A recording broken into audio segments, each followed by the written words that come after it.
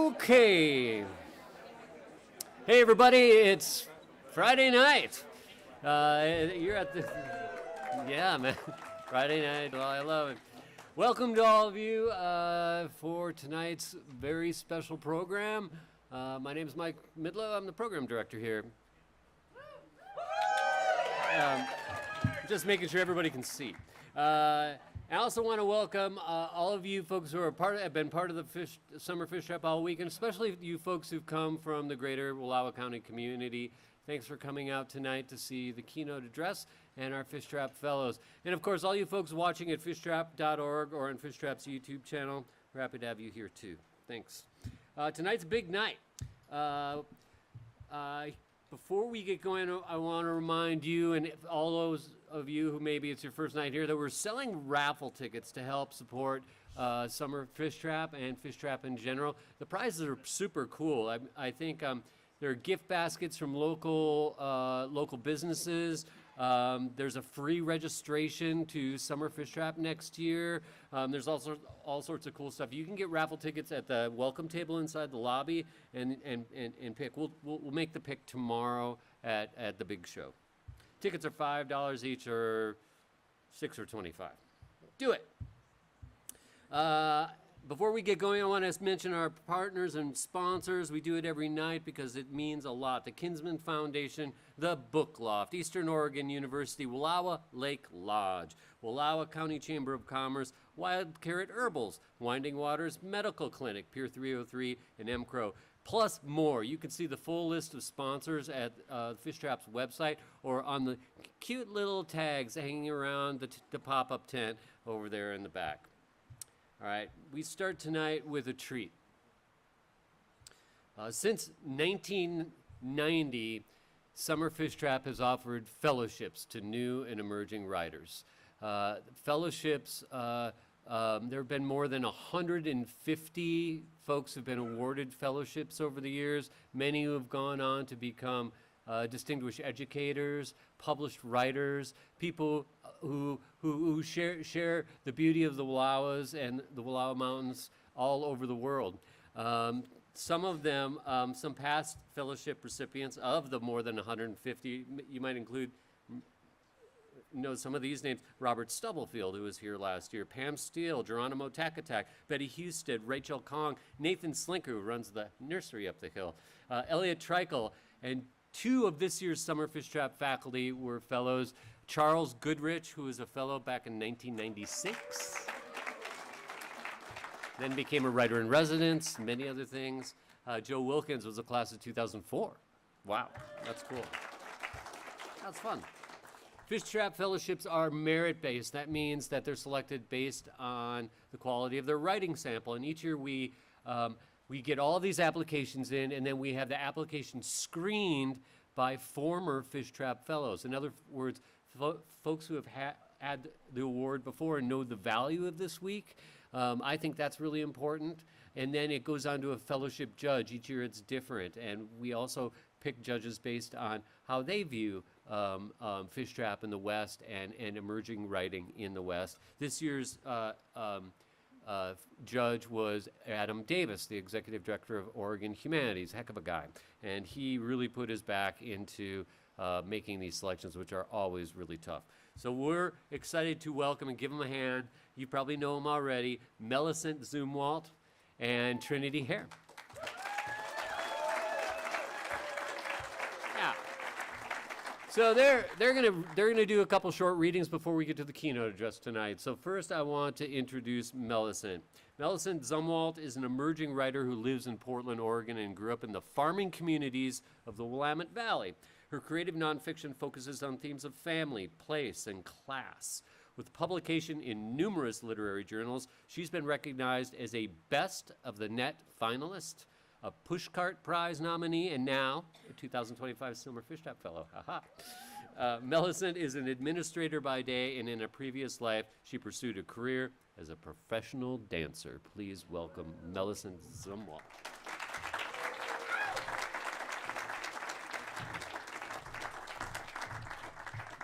Hi, Good evening. I'm getting used to the mic. I'm going to read an excerpt from an essay that was published last year in a literary journal called Mud Season Review. The essay is titled Where a Mother Ends and a Daughter Begins. And as you might imagine, it's about me and my mother and our relationship and our family dynamics. And it does also touch on concepts of home, the emotional home through relationships, and physical home through lineage of place.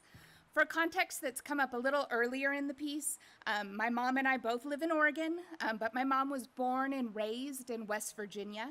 And when she dies, that's where she's decided she'd like to be buried, along with the multitude of her family members. She's already bought a cemetery plot many years ago, and in this scene that I'm about to read, we're visiting West Virginia to buy a headstone for that plot.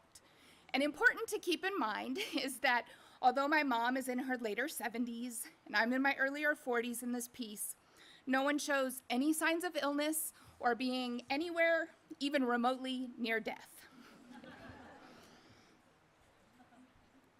In spite of its name, the Sears Monument Company was not an impressive place.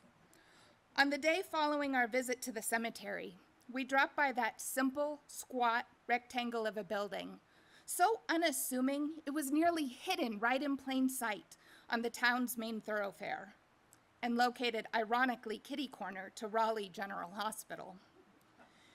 The old-timey signage out front reminded me of a place that might sell sewing machines or conduct vacuum cleaner repair. If not for the headstones littering their small patch of lawn, I'd have wondered if Sears Monument Company was still a functioning business at all. Mom and I wandered through their assortment of model monuments, assessing size and color as if shopping for a car. After deciding on a favorite stone, we entered the one-room store to find a single employee behind the office's only desk and 2 guest chairs. Taking a seat, we introduced ourselves to the Sears Monument woman, explaining our purpose, Mom's marker, and preferences, the rich red granite out front with the asymmetrical shape. Then we talked about the inscription. And would you like anything besides name and dates? Any kind of special message? The woman asked, as she slid over a book with examples of popular sayings. Things like, beloved by everyone, or the Lord is my shepherd. I'd like something. Mom looked at me with an expectant expression, wanting me to cast the deciding vote. What do you think? What did I think? The reality was they all sounded cliched. Nothing at all like what I would have selected for her if I was here after her passing, doing this on my own. Who really was the process supposed to be meant for, done this way? Her or me? Well, I stalled, not wanting to be disrespectful. These are all kind of generic. Mom considered for a moment, then asked, "What would you write?" As best I could, I tried to summon what it would feel like to be in that shop alone. What could be said in a one-sentence stone engraving to fully honor this woman, whose life, at times, has meant more to me than my own? The phrase came to me. She loved to laugh. And indeed she did. I like it, Mom brightened, as the saleswoman typed into the mock-up. My husband's already been cremated, Mom said, and he's gonna be buried with me. We should probably mention him too, I guess. So she provided Dad's name and birth and deceased dates. The Sears Monument woman then flipped her computer monitor around to show us the current version. The front of the marker had Mom's name and dates and the inscription I'd proposed. The back showed Dad's name and dates, the font used for him equal in size to Mom's on the front. Upon review, Mom's face scrunched up. That was obviously not what she had in mind. "Do you like it?" she asked, and I shrugged, indicating, sure, fine. What else does one put on a gravestone? I didn't think his font would be so big. Her frown deepened as she stared at the mock-up. Clearly, the saleswoman had misread the situation, making an assumption that Mom and Dad were a loving couple sharing a headstone, rather than the underlying truth of the situation. How Mom, feeling bound by responsibility, was bringing her husband along into the hereafter as mere obligation. Obligation, after all, is much of what my father had inspired in our lives. 8 years ago, when he had passed away, early still, into my mother's elderly years, it had been natural for me to step into the role as my mom's surrogate partner. In truth, I'd been playing that part my whole life. Even as a child, I'd accompanied her to the movies and to her work parties because Dad wouldn't go. I'd long served as her trusted companion, to whom she had vented about problems with my dad and my brother and our family finances. Now, escorting her through this final navigation with her husband, I lowered my voice, hoping the Sears Monument woman would not judge us. You don't want his part to be this prominent, do you? Her head bobbed instantly in response. After being married just 2 years, Mom's first husband, an infatuated sailor, was killed in a car accident. Without any other clear place to go, she'd traveled west then, on a road trip with a man from Oregon, a man who would become her second husband. The adventurous Oregonian, though, had a gambling addiction and soon pawned their limited assets without a thought, even when that meant their child, my older brother, might go hungry. Fearing for their future, Mom had taken her son and left her second husband. Thereafter, she'd married her third husband, my father, also an Oregonian, for the stability he had promised. But that stability was a ruse. What my mom quickly discovered was Dad's true nature: unreliable, unfaithful, and self-serving. In spite of several failed attempts to leave and return home to West Virginia, though, she stayed with him to his end, 39 years later. Maybe there could be just a single line about Dad, I said, instead of all these dates and everything. Mom turned her head from the mock-up. Yes, her tone optimistic. And what should it say? Lanny Zumwalt, loving husband of 39 years? She snickered, because of course, I was kidding. Just husband of 39 years? But she shook her head. Still no good. Impatience gurgled inside me. Why did I have to make all the decisions when she was the one who had wanted to come to this place? And why did we have to do this now, anyway? And then my sarcasm bubbled to the surface. Well, what do you want?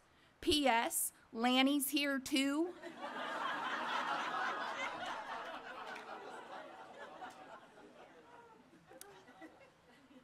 I kind of like that.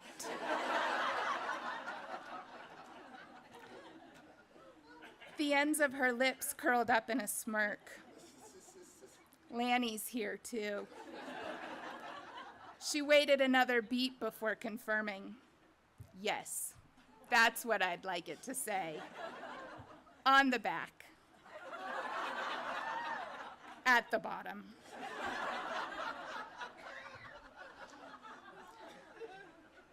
A brief laugh escaped from both of us, signaling our agreement over the statement's perfect irony. The moment encapsulated two of the reasons my love, admiration, and loyalty have been unwavering to my mom all these years: her humor and her audacity. Thank you.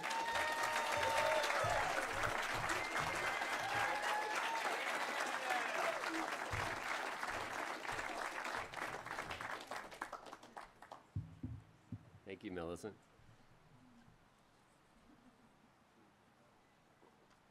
She told me she was so nervous to get up here, and she just nailed it, man. All right, here comes our second Fishtrap fellow, Trinity Herr. Trinity is a poet and storyteller from the mountains of the Oregon Coast Range. Her first job was, get this, baiting hooks, casting poles, and gutting fish for visitors at the pay-to-fish ponds adjoining her family's roadside diner. Atta girl. A Breadloaf Fellow and winner of the Madeline DeFries Prize, Trinity's writing can be found in High Desert Journal, Modern, Huntsman, Sonora Review, among others. And just this May, Trinity received her MFA from the University of Montana. Congratulations. Ladies and gentlemen, Trinity.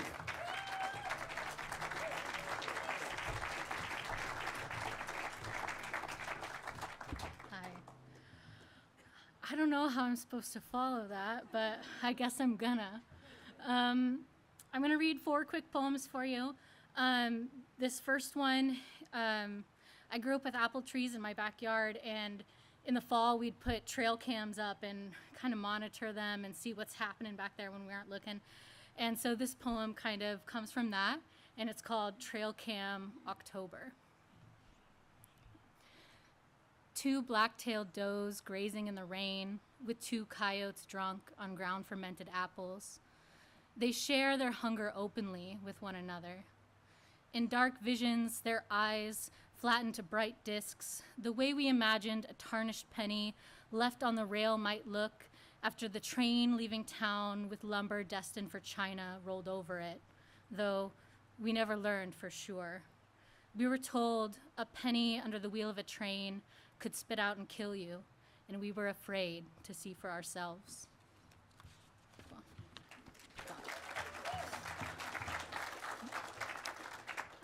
Growing up every year, my mom and my grandmother would rent a table at the Elks Lodge Christmas Bazaar, and it was like very formative for me. So this is a poem about the Elks Lodge Christmas Bazaar, and it's called I Broke the Ring. I broke the ring, the one I bought for myself at Christmas time, at the bazaar built on folding tables, in the lodge of the local chapter of the Benevolent and Protective Order of Elks, who decorated for the event by weaving lights through the branched antlers of someone else's trophy kill, hung on paneled walls like a council of witnesses, whose dark eyes shined in those twinkling lights over a crowd growing older and slower every year, whose arthritic hands became less precise every year, like my grandmother, aged 94, who used to weave baskets from pine needles with threads of beeswax sinew in the living room of her double wide while watching I Love Lucy reruns, then sold those baskets for $40 a pop when a gallery or museum might have sold them for $400 easy if anyone ever thought to let her in.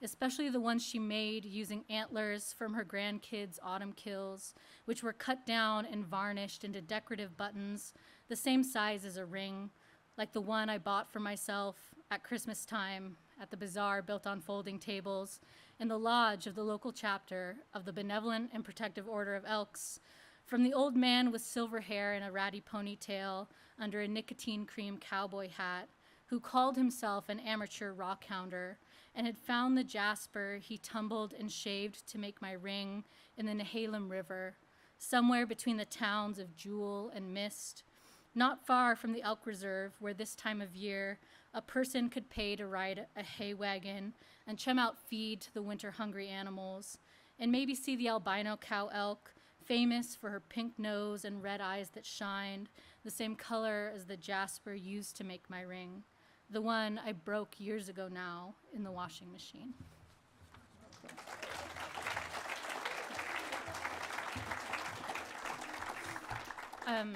I grew up in a small town called Timber, halfway between Portland and the Oregon coast. And I have a complicated relationship with the beach. So this poem is called Beaches, Why I Don't Care for Them. And it shares a name and owes a debt of gratitude to a poem with the same name by the late, great Wanda Coleman, which I really recommend if you get a chance to read. So this is Beaches, Why I Don't Care for Them. Associations.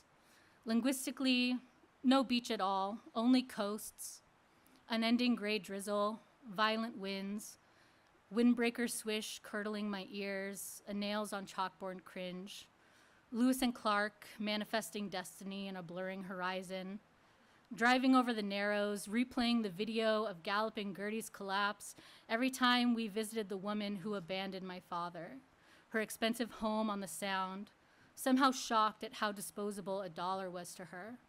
The cousin she raised snorting cocaine in the basement beside a brown recluse the size of my palm.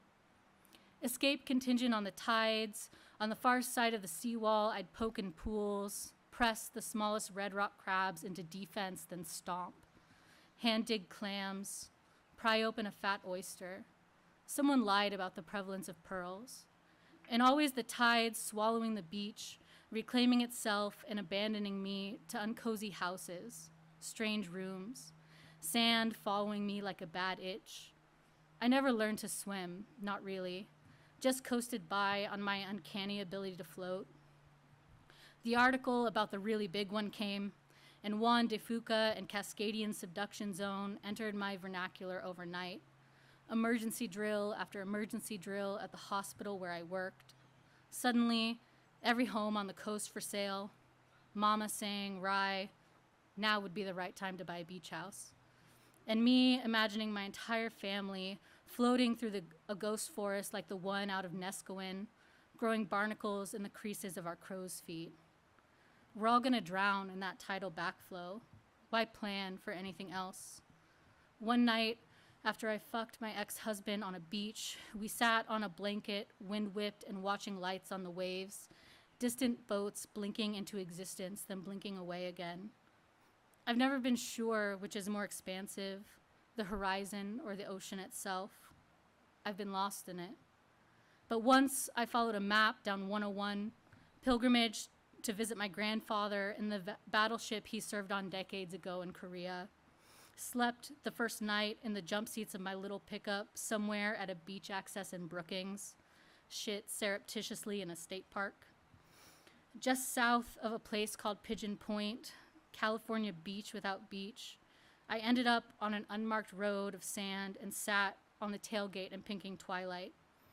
Watched the ocean break like a mirror into 1,000 echoes and 7 years bad luck. I was lost in it. Some shards fell in the ocean and some in my eyes. Sometime after midnight, I undressed myself and pressed into the slow current. Felt the water move around me instead of me moving around the water.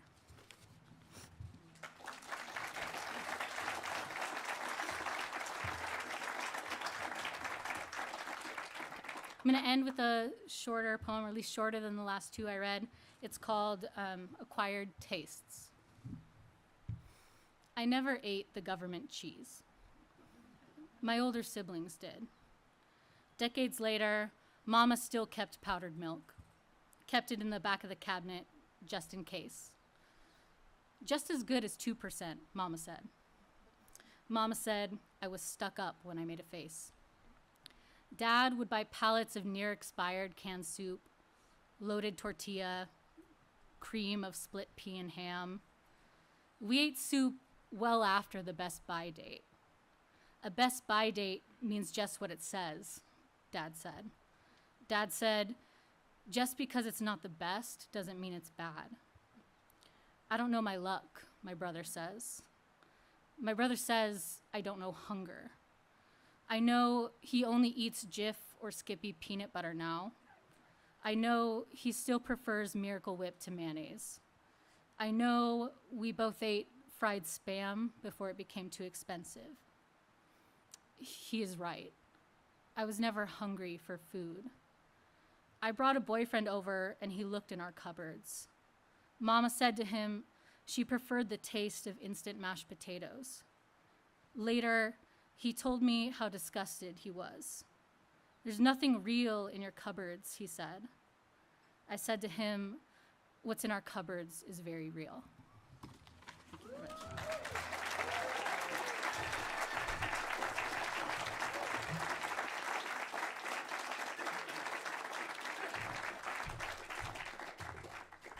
Thank you, Trinity.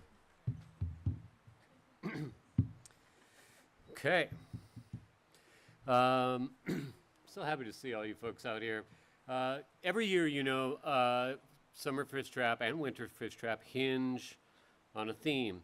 And every year we have lots of discussions with the community, with the board, with folks who are interested in having. We thought that this year's theme of home was a prime opportunity to showcase some of the finest voices right here in Wallowa County. So tomorrow night, we have Fishtrap Live. It's our homegrown showcase featuring some of Wallowa County's favorite voices. Not all of them, but just a little taste of who some of them are. Who we're going to see tomorrow night.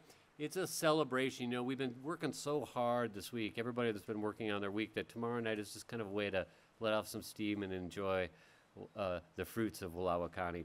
We have a band called the Bad Penny Pleasure Makers. They're based in New Orleans, but they're really from here. Yeah. Fishtrap founder Rich Wanschneider is going to come up. Adele Nash, if you don't know her, but if you ate a burger at Terminal Gravity, she raised it. And the author of Temperance Creek, Pam Royce, who happens to be in the office tonight, under the tent tonight. So it's our only ticketed event of the week. We've had free events every night. Tomorrow night's event is $15 or $12.50 for fish trappers. If you're attending Summer Fishtrap, you're in. But if you're out from the community, it'd be helpful if you could buy a ticket and come and be a part of it. It should be fun. We'll also be announcing the raffle winners. So next, I want to invite Fishtrap's Jennifer Hobbs to do our fish trapper raffle, our nightly raffle for the fish trappers. Come on up, Jennifer.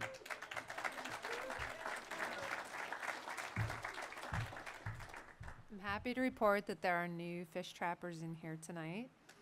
Yeah, thank you. Okay, hold on a second. And tonight's, I can't kind of unfurl it gracefully, but there's a chocolate bar, a beanie, a t-shirt, a mug, and a really cool canvas bag. So here we go. Thank you.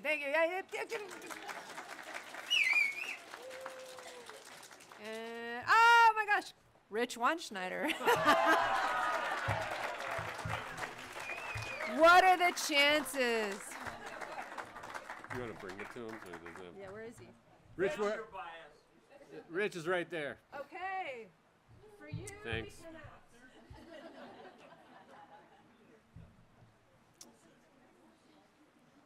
All right.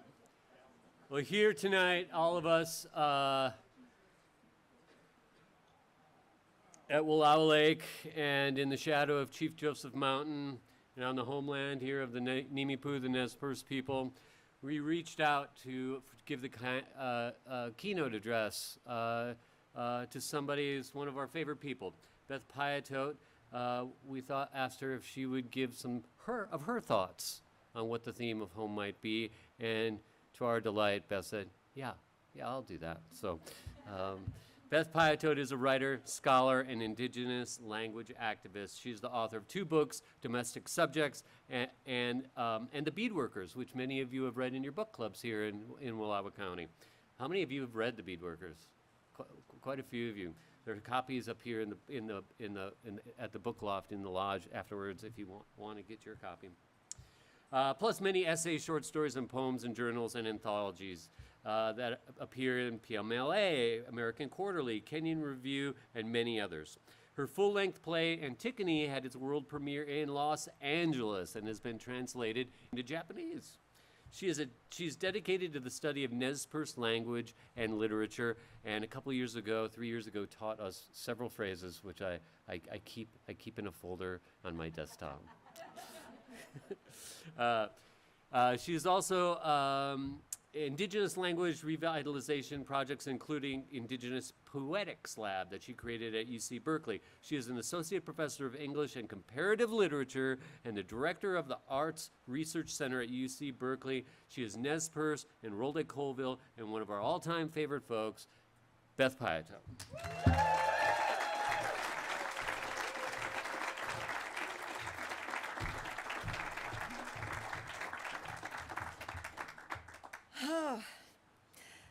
Katsiya, to my homelands, to my family, to everyone here, and to Fishtrap that has offered me a path home for many years. I first came to Fishtrap on a gift in 1997, I think. And I am profoundly grateful to be part of this organization and also to have the great honor of speaking to you tonight. Also terrifying. Because Trinity and Millessent, you really set the bar high, and it is such an honor to follow you.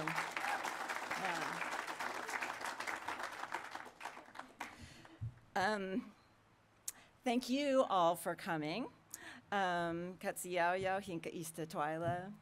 Thank you to Shannon, Mike, Jennifer, Janice, Jessica, and all the Fishtrap volunteers, and all the fish trappers. Yes.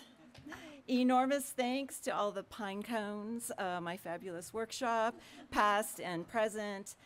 Thank you to the deer, to the book loft, to the lodge, Wild Carrot, and everyone who makes this magical workshop so darn magical. So my talk tonight is called Form as Home for Language.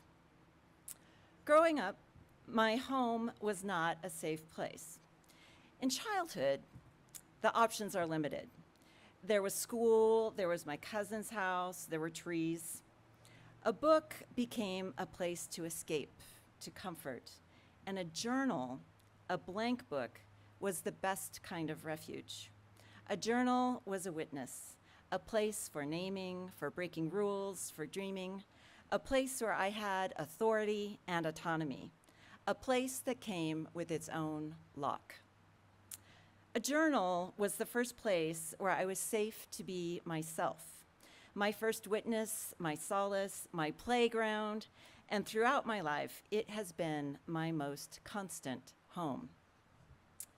My journals now are a mix of experimental writing, responses to other writing, detailed descriptions of my dreams, therapeutic and frankly quite repetitive documentation of my anxieties, and notes on aspirational forms. I have pages that are mostly blank, but at the top say VNL or Obad with notes about their formal properties. It's part of my process of making a home for the poem or the idea to arrive, like putting up a sign that says room for let, or room for free. Actually, in my journal, I collect fragments and ideas for stories. For a while, I entertained myself by writing responses to the piles of things that people put out on the curb to give away. Sometimes these things were large, like sofas, tables, or playpens. Those things don't interest me too much.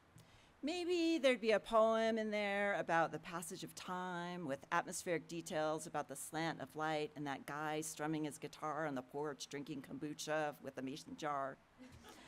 Those things were fine.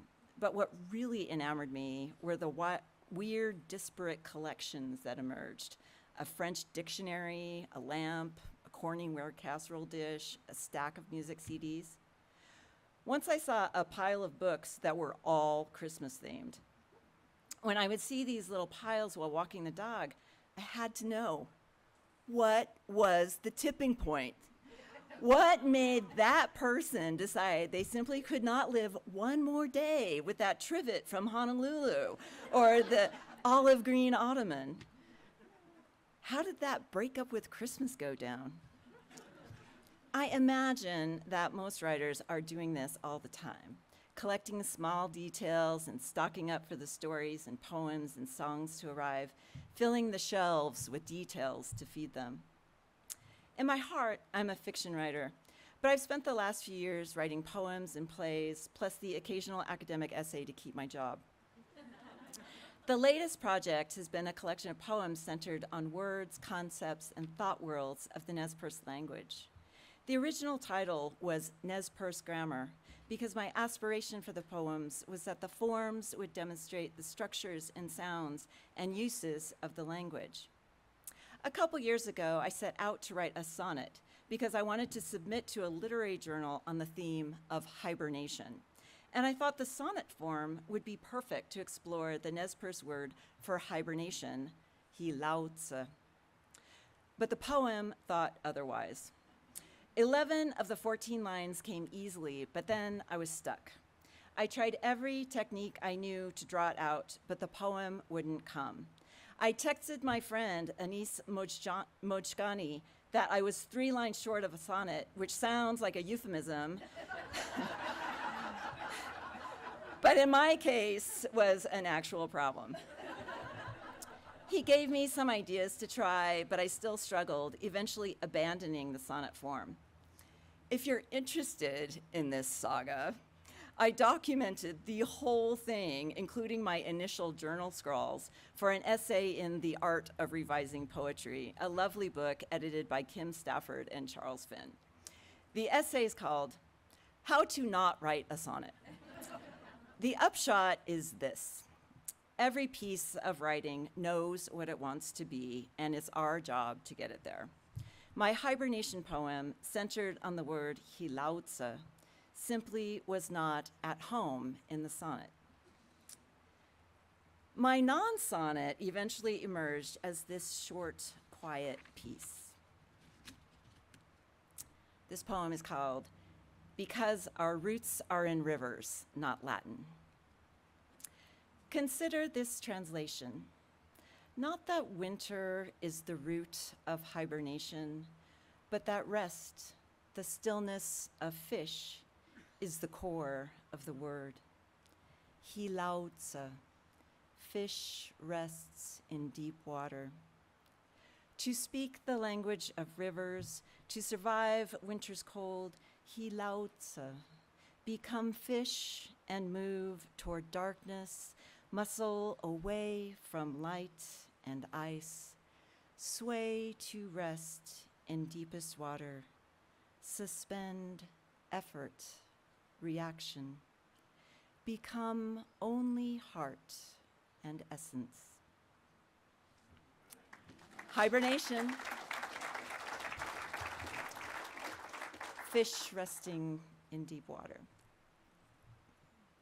When I shared the poem with my Nez Perce writing group, Le Coupe Cime, and Le Coupe Cime had the pleasure of being on the stage a few years ago too, my friend Angel Sabota said, "Oh, when I read this poem, I can just see the fish in the selway." Her feedback had nothing to do with line breaks or word choice, only that it brought her into the company of a specific river. And I thought that I may never wish higher praise for a poem than that it would bring the reader close to home, to our homelands, to the Selway in winter. My friend, the poet Susan Rich, has a wonderful attitude about sending out work. Now, we know that the life of the writer is a life of rejection. I often tell students, think baseball stats, not basketball stats. I try to find frameworks for accepting rejection. I mean, as if we had a choice, like rejection rebuffed. But what I mean is finding ways for it to go down easier. And Susan's attitude is the one that I find most helpful. She says she thinks of her poems as little birds going out looking for a nest. If they come back to her, it just means they haven't found their nest yet. So she has to send them back out on another flight and another flight until they do. We have to believe that our work has a home in the world, and we have to have the patience, the fortitude, the faith to keep seeking out that home until we find it. When I finished writing my story collection, The Beadworkers, I spent a year getting rejected by agents and editors. Part of this is because I did everything wrong in the commercial realm. Most people get an agent along the way, and most people don't try to launch their careers on short stories if they don't also have a novel in their back pocket. That year of rejection, great book title, My Year of Rejection. Okay, that year of rejection was pretty tough, TBH. But there were two things that kept me going. One was the realization that I had just had the experience of total artistic freedom in writing the book. No one was waiting for that book. No agents or editors telling me what it should be or when it should be done or how it would fit into the market. The other realization that I was okay if the book was never published, if the only future it had was for me to take the manuscript down to my locally owned copy shop and make a bunch of copies for my friends and families and mail it off to them. They were the ones for whom I was writing the book anyway, and the home for the book was with them. Sometimes I would say that I was writing the stories for other Native people to not feel lonely. And then I realized that I was writing it because I was in California and far from my homelands and the communities that had nourished me, and I was lonely. In the process of writing the book, I was always thinking about the people I knew, the stories I knew, the possible readers who would know these folks too, and I was in the company of all of these folks as I was writing. I think this resonates a little bit with what Janae Brown said the other night about the homes and the worlds our children find in books and why representation matters. But home and community was always a central aspect in the process of creating the Beadworkers because these stories were themselves a place, their own kind of gathering place, a home. Eventually, the Beadworkers got picked up by Counterpoint. Thanks to Rich Wanschneider, he might recognize, just won the raffle, convincing Jack Shoemaker, my editor, that he should read it. And the funny thing was, I got an agent the week after the contract arrived. So it can be surprising how we end up at our destination, even without a roadmap. The Nez Perce language comes from this land. Ki Watiskanich. This land it is from. This land is the home of our language, and the language has never left, because it is held by all the living beings in this place. The name for Crow is A'a. So when Crow says A'a, our language is present. Or perhaps A'a is a Nez Perce way of speaking the language of crows. No matter where I am in the world, when I'm speaking or thinking in Nez Perce language, I am in my homelands. The language structures thought from a specific grammar of this place. The word for ocean, etayakus, means distant water, and the word for winter is enim, related to starvation. These terms allow me to exist in the thought world of my language, to view the world from this place, even when I am beside the ocean in Berkeley, enjoying 50-degree winters, and a fully stocked pantry.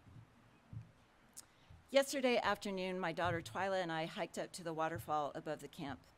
At the base of the trail, we stopped to read the signs, which included some English Nez Perce text. One of the panels says, "This land is home." In Nez Perce, it says, "Kiwatis nunim wits an wespa," which can also be translated, "This land is our place of becoming." On my walks with the dog, I like to stop at the neighborhood free library and check out the offerings, though I very seldom take anything. One day, I saw a stack of poetry magazine issues, and I randomly picked up a volume and just as randomly flipped it open. Sorry, cliffhanger.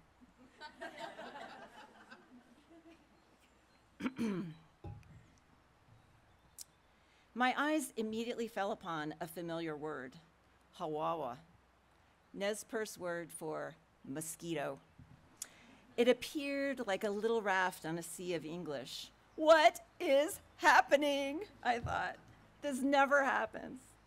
I flipped the page and I saw that I had arrived in a poem by the Nez Perce poet Michael Wasson, a dear relative who's been living in Japan for many years. And my heart just burst open at this miracle that this tiny being this Hawawa mosquito could arrive on this page and collapse all the time and space between Michael and myself, between us and our homelands, and that this tiny word and tiny being could offer us the language of home, large enough to hold us both when we were so far away. This is a recent passage from my journal. 28 May, there's no kissing of boys or anything like that. Yeah. Lower your expectations. 28 May 2025. Today I read a passage by Hafiz called Another Squirrel Tale, in which Hafiz suggests that squirrels can give blessings. Quote, surely they are like little angels nesting in trees who like nuts. I think they may even be able to foretell winning lottery numbers or point out a good person to date if you are lonely. But you have to be kind to them or they will never divulge that they can talk, unquote. And this made me think of the shared wisdom of Hafiz and our language, because squirrel in our language is sikhlu, the talker. And while I love the idea of squirrels as angels, I also see them now as little aunties resting in trees, their paws drawn together as if holding a tiny handbag, peering curiously down upon us, ready to let it fly if we start acting like idiots. By the way, after Charles Goodrich read the other night, I had to check in with him if he had any poems about squirrels, and he does. I learned the Nez Perce word for squirrel through an indigenous educational strategy called land-based pedagogy. So first of all, duh. Its primary tenet is to pay attention. I wanted to learn the names of all the animals in my neighborhood in Titokatim't, our people's language. So when I would walk the Sikamkal, I would see who presented themselves to me and promised to learn their names. Sikamkal is the word for dog, the diminutive of sikam, horse, not to be confused with a specific word for Appaloosa, which is mamen. Many indigenous languages link horse and dog. In Dakota, the relationship is opposite from ours. While we have horse and dog is little horse, they have dog, and the word for horse is sacred dog. Horses and dogs are significant family members. In one of the old Nez Perce epics, Tsihitsimboy, a young man's dog is a sole witness to a crime and is able to tell the man what he saw and save him. The two become fugitives, and then a whole bunch of other things happen, like a lot. But anyway, the dog is called su'um, which is the word for pet, but there's no master in this equation. The word su'um is a reciprocal kinship term structured in the same way as grandparent and grandchild, so that both the dog and the human call each other by the same name, which is su'um, my pet. Through Cell's light shaft of animal possibility, she knows white scars. 15 hands lead you to water, your thirsting soul searching to live through dark hours, days when only the thought of horses, soft eyes, white haunches, white blanket like snow on the mountains, black spotted horse, mom, and white blanket soaked in blood that day Joseph surrendered and all the horses fell to the ground before prison. Dark blood of Mammon covered the earth. 15 years to 20 a sentence, lonely as night, Maman will save you, will give you to rest your face on her warm coat. Your two hands grasp ebony mane. She rises up from death. Her breath cuts through time. She gives you her back, lifts you up, and carries you out.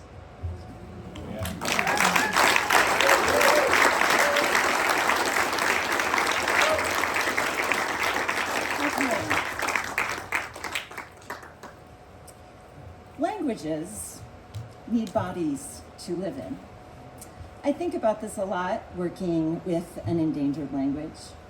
Our language is held in many bodies, in the land, in humans, in recordings, in books. These are all bodies. As the Talton artist, my friend Peter Moran, put it, the body is a resonant chamber.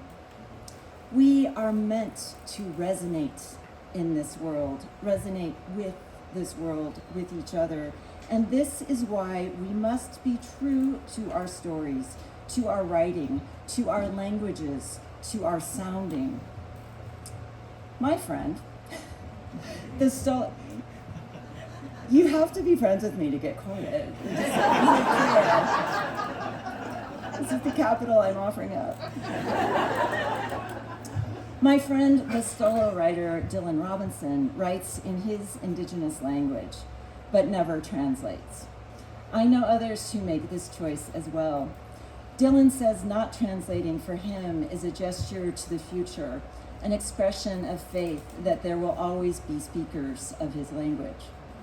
I too believe that my Titokatint, my people's language, is an eternal being, and that there will always be speakers. I respect Dylan's perspective, and also the protectiveness it shows for the language. I thought it was awesome when Twyla and I could read the sign in Nez Perce, no translation. But I like to translate, to carry something across. A lot of my poems are about learning one word at a time. And I see my role as opening a path for our people to come back home to the language, or providing the joy that I felt upon encountering Hawawa for other, that I want to do that same thing for other Nez Perce language learners. So before I go, here's your Nez Perce word of the day. Sitak Sloitsa. It means, oh, do you want to try it? Yes.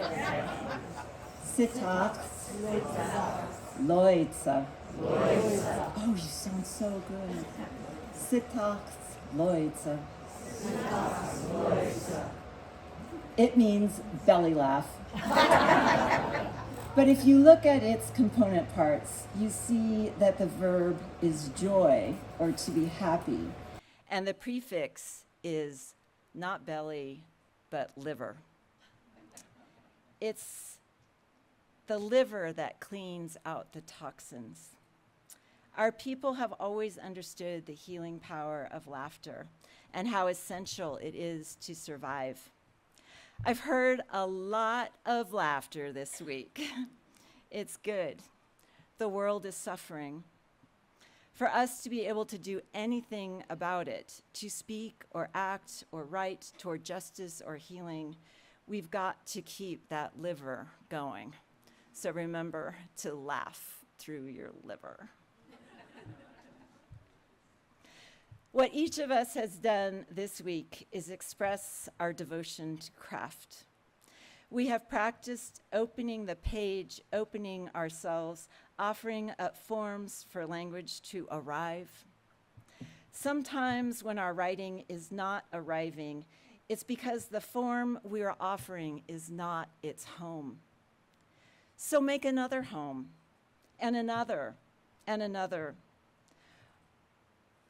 Words that have found form, that have found their place of becoming as stories or poems or songs or letters. Those works have the power to convey voice, offer a gift, Hold that chihuahua or imaginary horse with another person in the only space you can possibly share with them. Make your life, your body, your journal a home for writing. Joyfully offer up the forms for language to arrive. Be fearless in your hospitality. Commit to that home and throw open the doors. Cutsy out, yeah. Oh, the pine cones. Oh, thank you, thank you.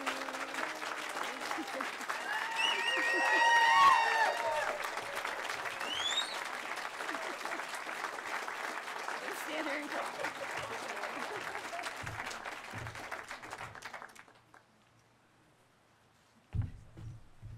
Thanks, everybody. Thank you, Beth. Thanks, fellas. We've had a great time. A couple notes here. You too can meet Beth Piatote in person in the lodge afterwards and pick up a copy of her book. Tomorrow morning, for all of you Fish Trap folks in workshops, tomorrow's your last workshop session. And then a couple notes, at 1:30, we have our featured year-long writers workshop featured reading. I hope you come and support the folks who've taken a year here. And then at 3 o'clock, one of our local scientists, Dr. David Mildrexler, is going to do a tree walk, which is always super popular, through this cathedral of ponderosas and Doug firs, and you'll learn a little bit more about them. That's always fun. And then the final open mic is at 4 p.m. Remember, you can sign up for the open mic starting at 8 a.m. tomorrow morning. If you've already read, or maybe if you're even in the year-long, let somebody else who maybe hasn't had a chance sign their name in there. And if there's still some blanks, you can read for a second time. And of course, Fish Trap Live for all of us and all of you out there is tomorrow at 7:30, featuring music and words from Wallowa County. Until then, we'll see you in the lodge, and have a great night, folks.